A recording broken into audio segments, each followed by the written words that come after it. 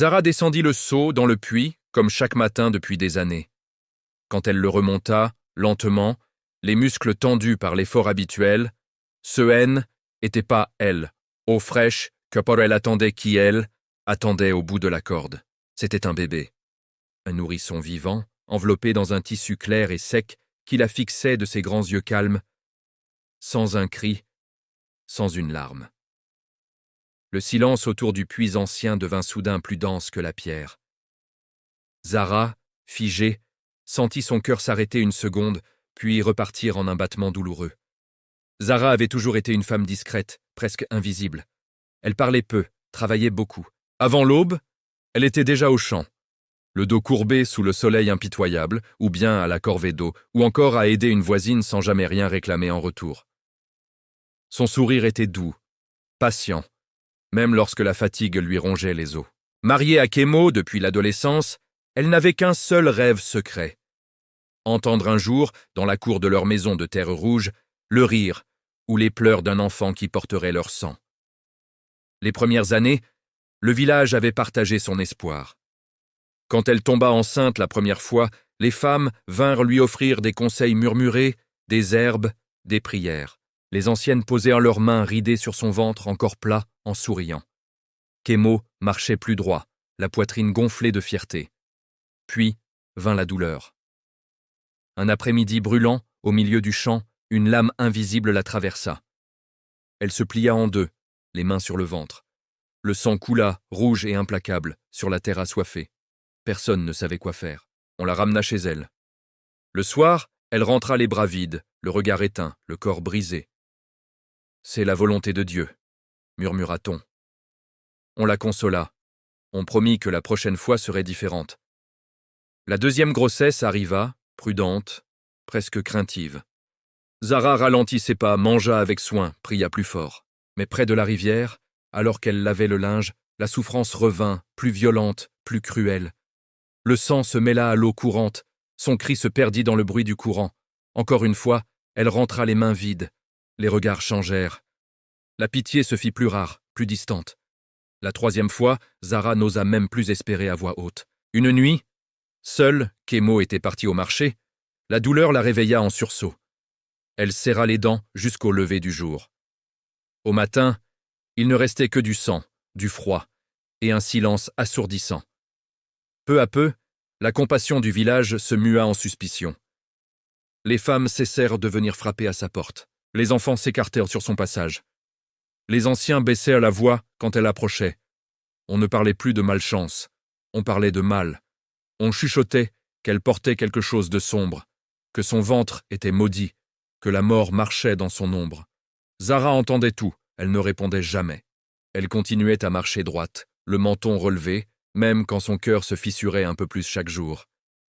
Mais ses pas devenaient plus lourds.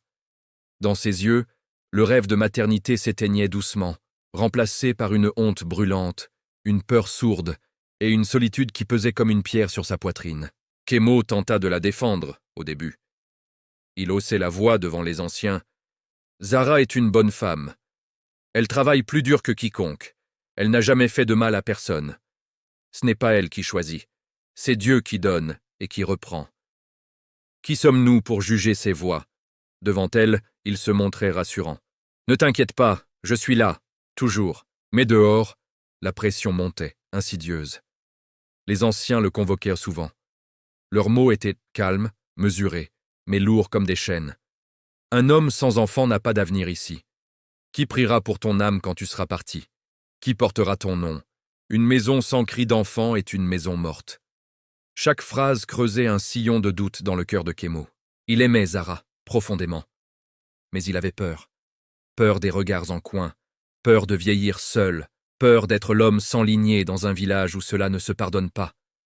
Un jour, sans cri, sans colère visible, la décision fut prise. Kemo ramena une seconde épouse, jeune, souriante, pleine de promesses et de vitalité. Zara ne dit rien. Elle baissa simplement les yeux. Quelque chose se brisa en elle, sans bruit, sans larmes visibles. Quelques semaines plus tard, la nouvelle se répandit comme une traînée de poudre. La seconde épouse était enceinte. Le ventre s'arrondit vite. Trop vite. Le village exulta. Les rires revinrent dans la cour. Les femmes apportèrent des cadeaux, des tissus, des bracelets.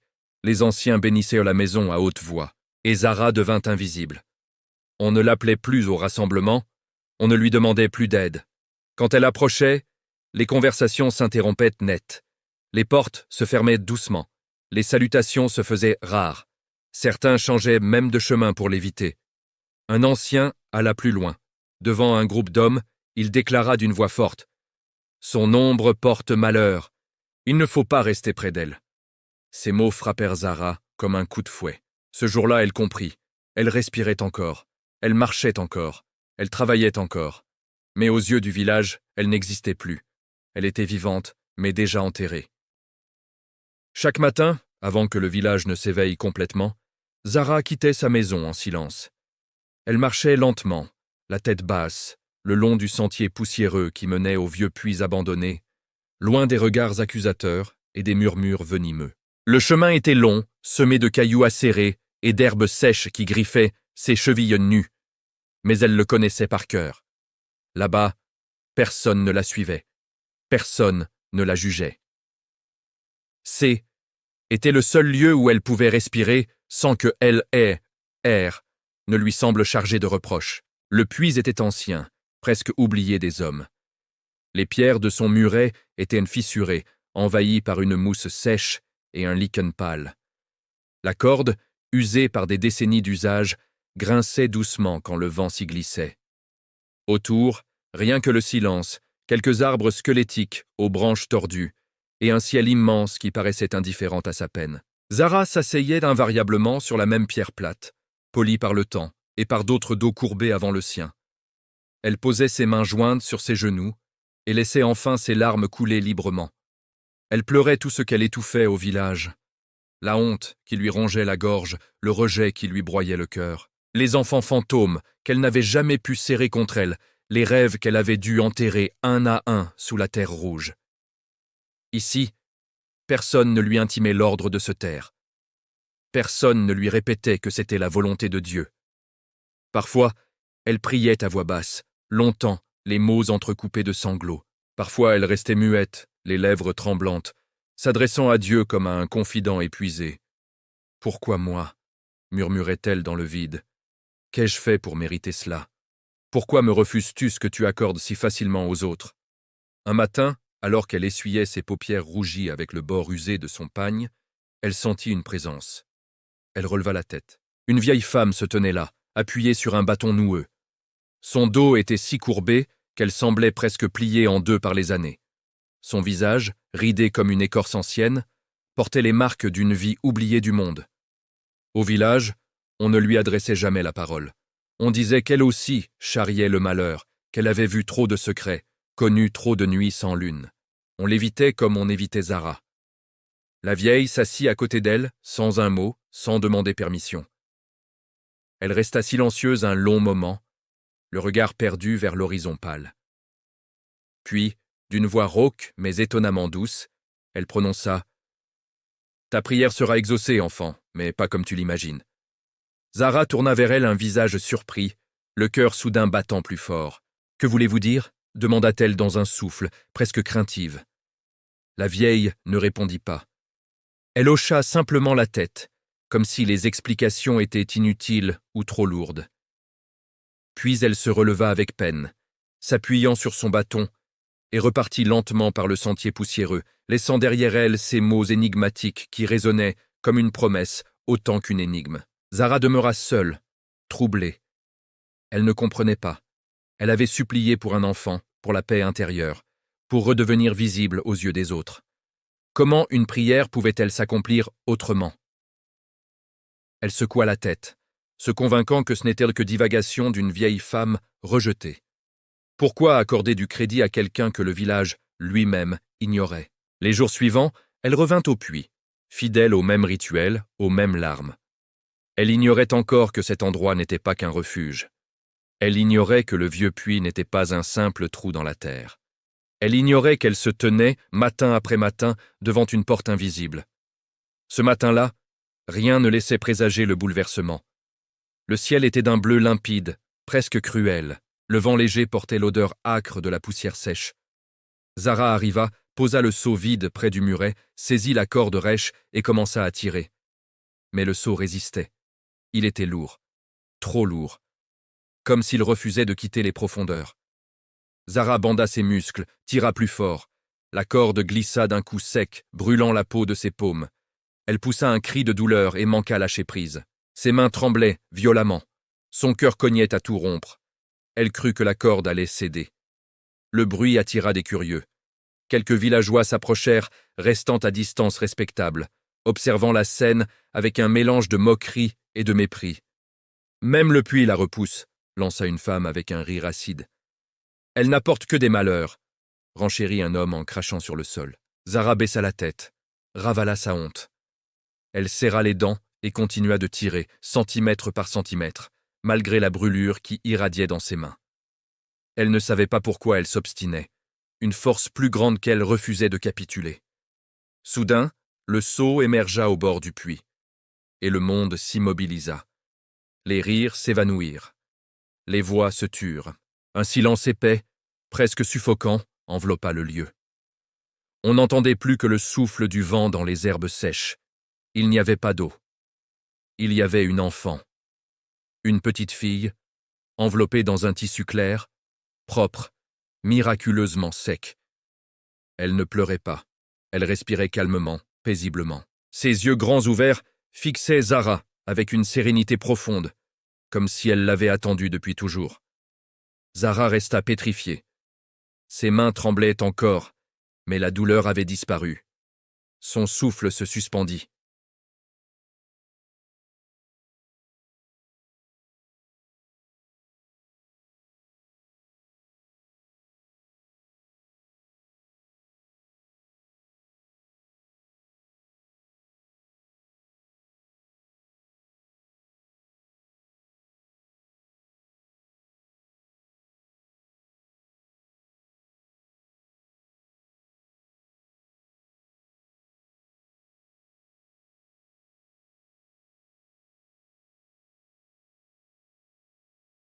La peur envahit le village comme une tempête sèche. Ce que Zara tenait contre elle n'était plus un bébé, c'était une menace, un démon, un signe que les esprits s'étaient réveillés. Les cris éclatèrent. « Ce n'est pas naturel! Rendez-le au puits !» Les gens reculèrent, se signèrent, serrèrent leurs enfants. Kemo arriva, le visage fermé. Il secoua la tête. « Ce n'est pas mon enfant, ce n'est pas possible. » Ces mots brisèrent quelque chose en Zara. Les anciens prononcèrent le verdict. Cet enfant doit repartir d'où il vient. Deux hommes s'avancèrent avec une corde. Quand ils la lancèrent dans le puits, elle se rompit net. La terre trembla légèrement, et le bébé rit, un rire pur, clair, sans peur. Ce son glaça tout le monde. Les hommes lâchèrent la corde, les anciens reculèrent. Zara comprit alors, ce n'était pas l'enfant qui faisait peur, c'était le miroir qu'ils tendaient à leur cruauté, leur jalousie, leur lâcheté déguisée en sagesse. Elle se redressa, serra la petite contre elle. Pour la première fois, elle n'avait plus honte. Avant l'aube, elle quitta le village sans un regard en arrière. Elle marcha des jours, pieds en sang, corps épuisés, dormant à même le sol avec l'enfant blotti contre elle. La petite ne pleurait presque jamais. Elle arriva dans un village modeste où les regards étaient doux. On l'accueillit sans question. Elle nomma l'enfant Imara, force. Imara grandit silencieuse, observatrice. Autour d'elle, des miracles discrets se produisaient. Un malade se levait, une terre stérile reverdissait. Zara comprit, sa prière avait été exaucée autrement. Le chef du nouveau village voulut s'approprier Imara. Zara refusa. Une nuit, des hommes vinrent la prendre. Imara parla pour la première fois. « Ne me touchez pas. » Le vent éteignit les torches. Pendant ce temps, l'ancien village sombrait. Pluie dévastatrice, récolte perdue, ventre stérile, puis asséché. Kemo devint aveugle et murmura le nom de Zara dans le noir. Les anciens vinrent supplier. « Pardonne-nous, donne-nous l'enfant. » Zara répondit calmement. « Non. » Imara, en secret, retournait la nuit aider les mourants. La vie revenait doucement. Zara la surprit et demanda « Pourquoi ?» Imara répondit « Je ne punis pas. Les gens se punissent seuls. Je teste la miséricorde. » Le puits révélait le cœur de celui qui demandait. Un jour, tout le village se retrouva autour du puits en silence. Chacun se regardait enfin. Zara, droite, leva la main. Non. Elle prit Imara et partit, libre. Derrière elle, le puits se referma lentement, pierre glissant comme une porte qui se ferme pour toujours. La miséricorde n'attend pas qu'on la mérite. Et toi, aurais-tu dit non? Voilà, c'était l'histoire complète. Si elle vous a touché ou inspiré, n'oubliez pas de laisser un like, de vous abonner pour ne rien manquer et de partager la vidéo avec vos amis. Votre soutien nous aide à créer encore plus d'histoires comme celle-ci. Merci d'avoir regardé et à très bientôt pour une nouvelle aventure.